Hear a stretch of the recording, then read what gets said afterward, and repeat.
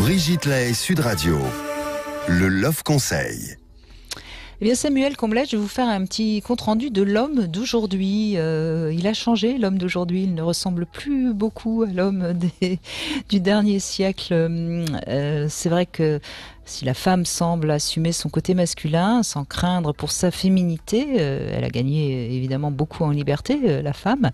L'homme, il a peut-être un peu plus de mal à trouver sa place. Il accepte de s'ouvrir à ses émotions, il accepte de s'occuper de son corps, notamment en pratiquant un peu plus d'épilation, en retournant très vite chez le coiffeur depuis lundi. Mais il ne sait pas trop, parce que c'est vrai que le mâle gonflé de testostérone, c'est plus tout à fait à l'ordre du jour. Et je crois que la question de la virilité est un petit peu complexe pour les hommes d'aujourd'hui. Alors la virilité, en fait, c'est une force qui permet de prendre, mais qui n'a rien à voir avec le pouvoir ou la domination. Je crois que c'est important de rappeler que la virilité, c'est en effet une force au sens positif du terme, mais qui n'est pas une force pour prendre le pouvoir ou pour dominer. Vous êtes d'accord avec ça, Samuel Comblet? Oui, tout à fait. C'est on va dire l'ensemble des caractères physiques, mentaux peut-être, sexuels d'une personne, mais ça n'est pas que de la force, quoi. Exactement. Voilà, c'est pas la force brute, bien sûr. Bon, alors l'homme, il accepte d'être donc plus, comment dirais-je, j'aime pas tellement de dire que l'homme accepte de se féminiser parce que tout de suite c'est un peu complexe pour les hommes. De même que j'aime pas non plus dire que la femme assume son côté masculin, mais en tout cas il laisse un peu plus sa sensibilité apparaître, parce que je crois que les hommes sont aussi sensibles que les femmes. C'était juste qu'on leur avait appris à ne pas la montrer. Et je crois que c'est important qu'ils comprennent que c'est pas parce qu'il montre sa sensibilité qu'il perd sa force. Moi, je rappelle toujours qu'il ne faut pas confondre fragilité et vulnérabilité.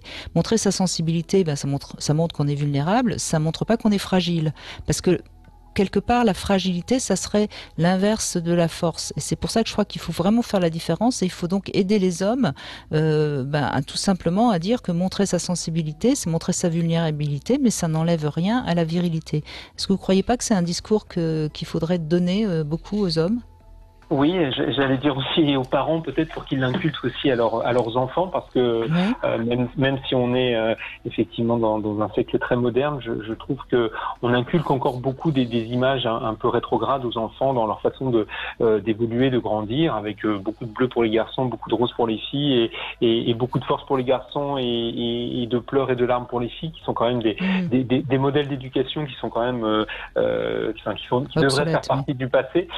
Et puis je trouve que d'éduquer les garçons avec l'idée qu'il faut être toujours fort, valeureux, courageux, qu'il ne faut pas pleurer, c'est quand même très fatigant comme posture à tenir, parce que bien évidemment qu'on soit homme ou femme, on est parcouru par ses émotions, on a envie aussi de se laisser aller peut-être à ce que l'on ressent intérieurement. Alors je pense quand même que les choses évoluent et vous avez raison de le dire, mais c'est vrai qu'on est encore je dirais très coincé dans cette façon de faire, et peut-être qu'on peut inviter encore plus les garçons tout simplement à exprimer les émotions qui nous traversent, et cette façon d'exprimer l'émotion est quand même aussi, je trouve, quelque chose qui fait partie de la modernité. On a de plus en plus d'articles de journaux, d'émissions, et on est invité de plus en plus à le faire. Oui, on parle d'empathie, de bienveillance, tout ça c'est des mots nouveaux, et qui sont évidemment tout à fait bien.